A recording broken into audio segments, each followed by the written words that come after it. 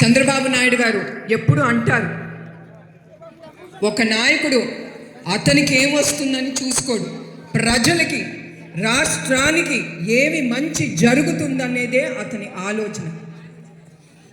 అట్లానే చంద్రబాబు నాయుడు గారు అట్లానే ఆయన కూడా అంటారు, నేను చేసిన పనులు నిలిచిపోతే, నేను ఉన్నా లేకపోయినా రేపు నేను చేసిన 10 పనులు మంచిగా నా పేరు చెప్పుకుంటారు, శాశ్వతంగా నా పేరు నిలిచిపోతుందని.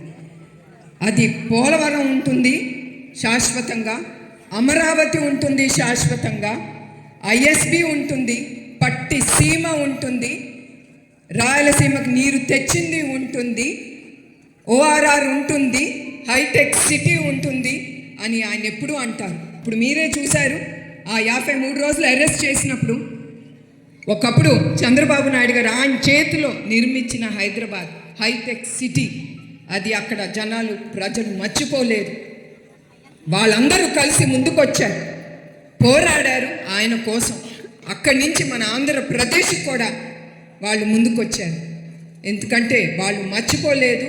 చాలా కుటుంబాలు సుఖ సంతోషాలతో ఉన్నారంటే అది ఆయన నాయకత్వం, ఆయన ఆలోచనతో వాళ్ళ భవిష్యత్తు కూడా ఉందని, అది వాళ్ళు కృతజ్ఞత చూపించుకున్నారు చంద్రబాబు నాయుడు గారి మీద.